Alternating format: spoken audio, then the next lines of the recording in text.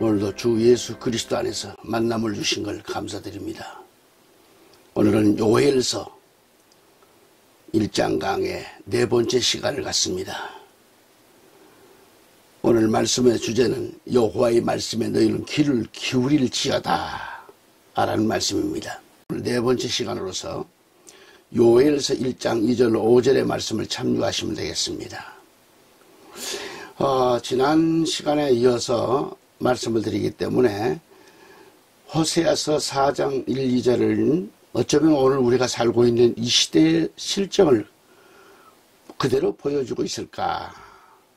오늘 이 시대를 그대로 말씀해주고 있습니다. 여기서 피가 피를 뒤대임이라 라는 말씀을 하셨습니다. 물론 지난주에 주간에 말씀을 드렸습니다. 그 이어서 드리는 거기 때문에 피가 피를, 이 말은 원수가 원수를 대적한다, 그런 말씀이 됩니다.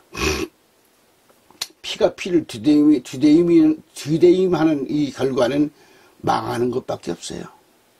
그래서 사람들은 말세에 강포하여지고 간음함으로 위법하고 저주하고 거짓말하고 살인하고 도둑질하고 그렇게 된다는 겁니다. 그리고 이 땅에는 진리도 자비도 없고 하나님에 대한 지식도 없다라는 거죠. 이와 같은 것들이 사라졌어요. 호세아는 이 점을 경고한 겁니다. 호세아서 보면 5장 1절을 보면은 제사장들아라고 부릅니다. 이 제사장들은 뭘 말하나? 이 늙은 자를 가리킵니다. 늙은 자들아 이를 들으라, 그런 얘기죠. 그리고 이스라엘 족속들아, 이는 거민들을 말하는데 이스라엘 족속들아 깨달으라 라는 것입니다. 왕족들, 권세자들도 귀를 기울이라. 너희에게 심판이 있나니라 그랬습니다. 이는 불명코 하나님의 심판이 있다는 말씀이겠죠. 땅의 모든 거민들은 믿는 자들이나 믿지 않는 자들이요, 제사장들과 12지파와 모든 족속과 왕들과 또한 하나님께서 이집트에서 해방시킨 모든 백성들, 곧 하나님으로부터 은총을 받고 있는 선민들에게까지 해당되는 말씀입니다. 모든 이 세계 모든 민족을 포함한 말씀이 되겠습니다. 그리고 여기서 귀를 기울이라 그랬어요. 기울일지어다 선포입니다. 명령입니다. 귀를 기울일지어다라고 했는데 이 귀는 뭔 말합니까? 이때 이 귀를 기울이지 않으면 들을 수 없다라는 것이죠. 하나님이 온 천하 만물 중에 진실로 들을 수 있는 자들에게는 생생하게 들려지지만 들을 귀가 없는 자들에게는 이 말씀을 들을 수 없습니다. 귀가 있는 자들만 들을 수 있는 거죠. 아니, 귀가 없는 자들이 어디 있어?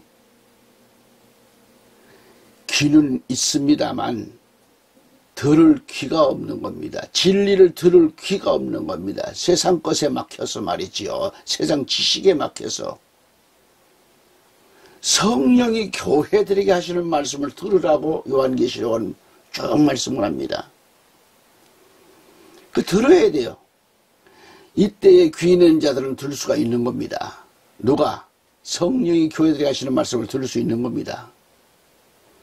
그래서 듣는 자가 복이 있다고 그랬죠. 영적으로 깨어있는 자, 참된 신앙자가 말이죠. 학생들에게 있어서 시험지는 환영받지 못합니다. 그러나 열심히 배우고 귀를 기울이고 잘 듣는 학생들, 아주 노력한 학생들에게는 시험지가 안 두려워요. 안 두려워요. 그러나 배우기를 싫어하고 듣는 것을 힘쓰지 않고 노력이 없는 이런 학생인 경우라면 시험지 자체가 괴로워요. 괴롭습니다. 이와 같이 하나님의 말씀인 복음이 그런 겁니다. 하나님은 전능하시고 인자하시고 인애가 풍성하시죠. 그런데 사람들은 이토록 자비로우신 하나님께서 왜 이렇게 세상을 만들어 놓았는가? 왜 사람들의 성격을 잘 알면서도 선악과를 만들어 놓고 또한 잘 알면서도 죄악도 만들고 지옥을 만들어 놓았느냐고? 그래서 성경을 보면 90% 이상을 지옥 가게 만들었냐고? 이상하다?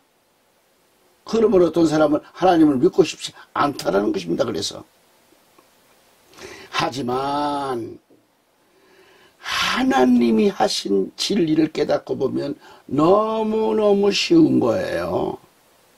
어려운 게 아닙니다. 그렇게 쉬운 방법을 자신이 받아들이지 않았기 때문에 문제지요. 왜 못 받아들이냐 이 말이죠. 왜 못 받아들이는가? 구약성경이나 신약성경이나 마찬가지입니다. 신약은 예수님께서 담당하여 주셨기 때문에 너무너무 쉬운 거고요. 구약도 어려운 것이 아니에요. 구약도 너무너무 쉬운 것이 장점이에요. 알고 보면 너무 쉽습니다. 관심을 안 기울이니까 어렵고 안 배우고 안 들으니까 어려운 거죠. 세상 것은 너무 잘 듣잖아요.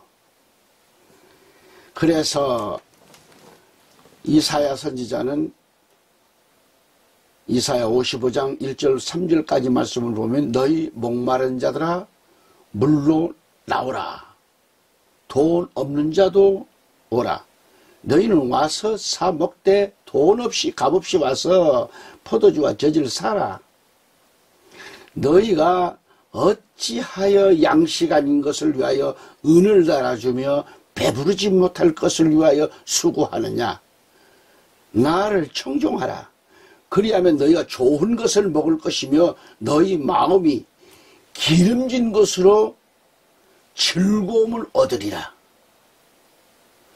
너희는 귀를 기울이고 내게 와서 들으라. 그리하면 너희 영혼이 살리라. 내가 너희에게 영원한 언약을 세우리니 곧 다윗에게 허락한 확실한 은혜니라. 아멘. 이 말씀을 또 그 히브리 직역을 보면은 이렇습니다. 새로 번역된 거죠. 모든 목마른 자들아 물로 나오라. 돈 없는 자도 나와서 사서 먹어라. 돈 없이 값없이 나와서 포도주와 우유를 사라. 어찌하여 너희는 빵이 아닌 것에 은을 달아주며 배부르지 못할 것에 수고하느냐. 정녕 말을 듣고 좋은 것을 먹고 너희 자신들을 기름진 것으로 기쁘게 하라. 너희 귀를 기울이며 내게 나와서 들으라. 그러면 너희가 살 것이다. 다윗에게 한 신실한 인애로 내가 너희와 영원한 언약을 맺을 것이다 라고 했습니다. 이는 다윗에게 언약한 확실한 약속입니다. 목마른 사람이 물을 마신다는 것은 너무도 쉽습니다. 목이 마른 사람에게 있어서 물은 너무도 보약과도 같다 이 말이죠. 너무도 맛있어요. 여러분 목마를 때 물이 얼마나 맛있습니까? 맛을 보니 마시지 않을 수 없는 거죠. 다시 말하면 목마른 사람이 물을 찾아 마시는 것처럼 나오라는 거죠. 어린 사슴이 시냇물을 찾기에 갈급함 같이. 이게 돈이 없어도 물을 마실 수 있다라는 것이죠. 너무도 쉬운 겁니다. 목이 마른 사람에게 있어서 여러분 물은 너무도 좋은 겁니다.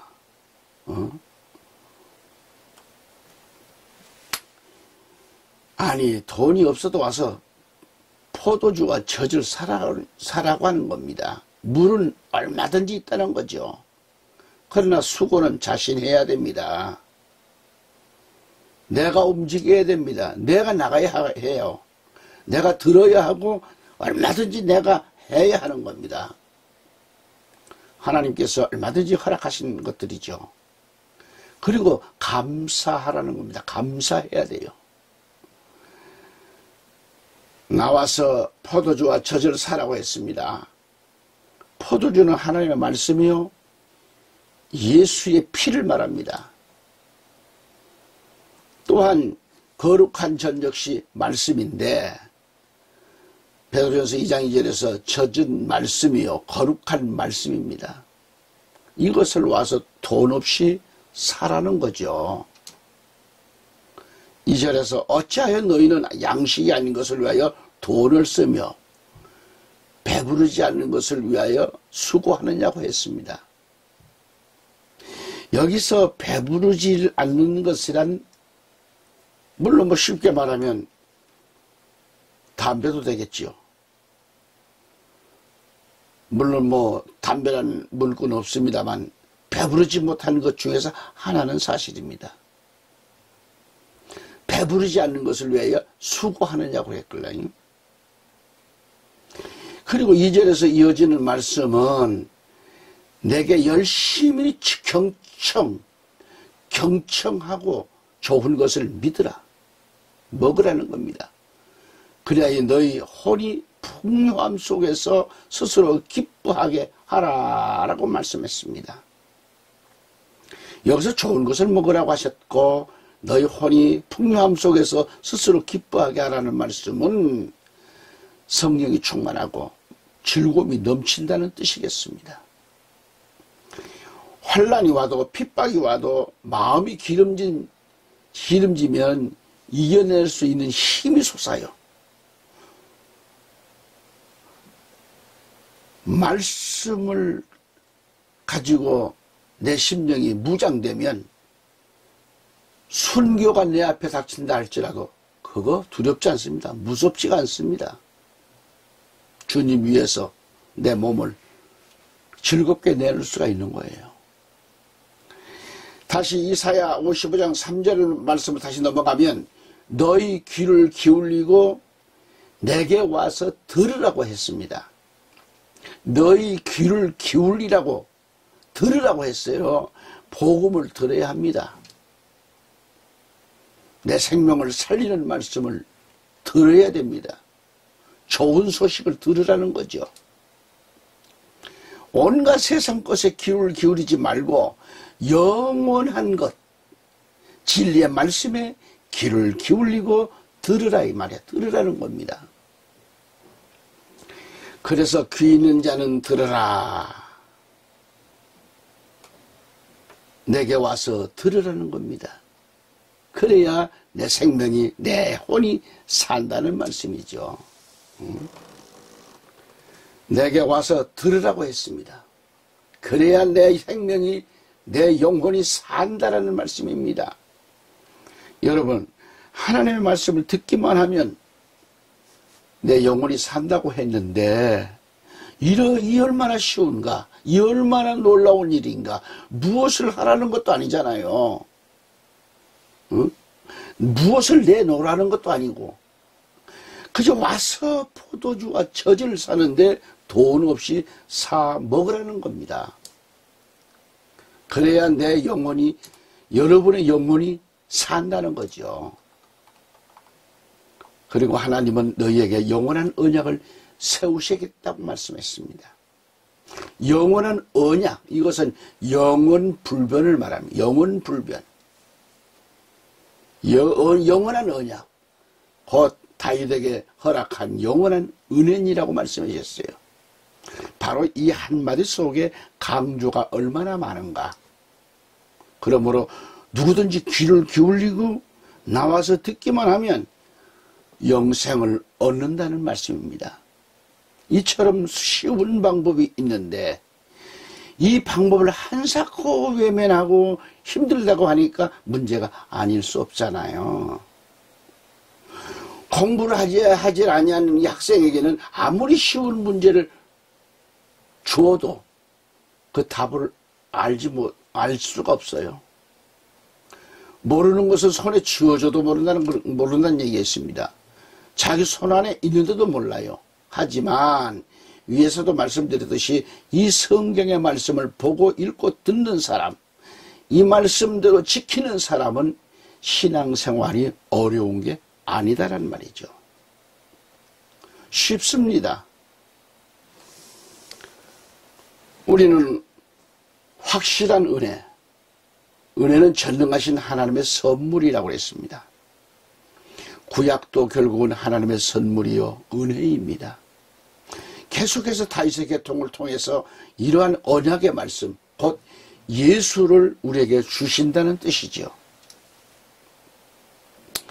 그래서 시편 89편 34절에 보면 내 언약을 파하지 아니하며 내 입술에서 낸 것도 변치 아니하리로다 그랬습니다. 저 가지고 있는 또 이 킹제임스 성경을 보면 내 언약도 깨뜨리지 아니할 것이요 내 입술에서 낸 것도 변경시키지 아니하리라 이렇게 되어 있습니다. 그래요. 한 번 맹세한 것도 절대로 거짓이 없다는 말씀이죠. 다시 시편 89편 35절에 보면 내가 나의 거룩함으로 한 번 맹세하였은즉 다윗에게 거짓을 아니할 것이라. 이는 이미 다윗에게 복음을 주었다는 말씀이죠. 이사야 11장 1절에 이새의 줄기에서 한 싹이 나며 그 뿌리에서 한 가지가 나서 결실할 것이요 라고 했습니다. 이새, 바로 이 다윗의 아버지의 줄기에서 한 싹이 나며 그 뿌리에서 한 가지가 났다는 것은 나자르 그래요. 나자르인데 나사렛이 여기에서 나옵니다. 나자르가 결실할 것이라. 나사렛에서 선한 것이 날 것을 이사야 선지자를 통해서 보여준 겁니다. 이를 가리켜 사도행전 13장 21절 22절은 뭐라고 말씀합니까? 그 후에 저희가 왕을 구하거늘 하나님이 베냐민 지파 사람 기스의 아들 사울을 40년간 주셨다가 패하시고 다윗을 왕으로 세우시고 증거하여 가라사대 내가 이새의 아들 다윗을 만나니 내 마음에 합한 사람이라 내 뜻을 다 이루게 하리라 하시더니 라고 했습니다. 하나님이 뜻을 이루게 하신다는 겁니다. 이처럼 성경에서 하나님이 약속하신 대로 이 사람의 씨에서 이스라엘을 위하여 구주를 세우셨으니 곧 예수라. 여기서 내가 다윗과 영원한 언약을 세운다고 말씀합니다. 영원한 언약, 언약의 선물, 확실한 은혜라고 했습니다. 확실한 은혜, 곧 예수를 주시겠다는 말씀을 이사야를 통해서 보여줬어요. 그러므로 누구든지 어느 시대이든지 예수님만 잘 붙들고 있으면, 예수님만 믿고 있으면 이제 곧 닥칠 엄청난 재앙에서도 우리를 건져주시는 겁니다. 아멘. 지금 그 애청해 주신 성도님들과 해외에서 끝까지 애청해 주신 교민 여러분, 선교사 여러분, 항상 건강하시길 기원합니다. 애청해 주셔서 감사합니다. 다음 시간 또 뵙겠습니다.